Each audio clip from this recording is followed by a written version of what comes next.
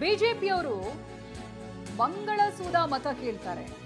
ಹಲಾಲ್ budget ಅಂತ ಬಿಜೆಪಿಗೆ ಸಂತೋಷ್ ಲಾಡ್ ತಿರುಗೇಟನ್ನ ಕೊಟ್ಟಿದ್ದಾರೆ. ಗುತ್ತಿಗೆಯಲ್ಲಿ ಮುಸ್ಲಿಮರಿಗೆ ಮೀಸಲಾತಿಯನ್ನ ನೀಡಿದ್ದಕ್ಕೆ ವಿರೋಧವನ್ನ ವ್ಯಕ್ತಪಡಿಸಿದರು. ಭಾರತ ಬೀಫ್ ರಫ್ತಿನಲ್ಲಿ 2ನೇ ದೊಡ್ಡ ದೇಶವಾಗಿದೆ. ಧರ್ಮದ ಆಧಾರದಲ್ಲೇ ಬಿಜೆಪಿಯವರು ಮತ ಕೇಳ್ತಾರೆ ಅಂತ ಸಂತೋಷ್ ಲಾಡ್ ಟೀಕಿಸಿದ್ದಾರೆ. ಧರ್ಮದ ಮೇಲೆ ತಾನೇ ಓಟ್ ಕೇಳ್ತಾರೆ ಬಿಜೆಪಿಯವರು. ಬಿಜೆಪಿಯವರು ಎದ್ರ ಮೇಲೆ ಓಟ್ ಕೇಳ್ತಾ ಇದ್ದಾರೆ?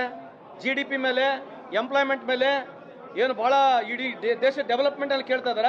ಪಾಕಿಸ್ತಾನ, ಮಂಗಳಸೂತ್ರ, ರಾಮ ಮಂದಿರ, ರಾಮ ಟೆಂಪಲ್ ಅಂತ ಹೇಳಿ ಓಟ್ ಕೇಳಿರೋದಲ್ಲ. ಪ್ರಧಾನಮಂತ್ರಿಯವ್ರ ಭಾಷಣ ಕೇಳಿಲ್ವಾ ನೀವು? ಏನಿತ್ತು ಪ್ರಧಾನಮಂತ್ರಿಯವ್ರ ಭಾಷಣ? ಇದ್ರ ಮೇಲೆ ಹೇಳಿರೋದು. ಮಂಗಳಸೂತ್ರ, ತಾಳಿ, ಇದ್ರ ಮೇಲೆ ಓಟ್ ಕೇಳಿರೋದು.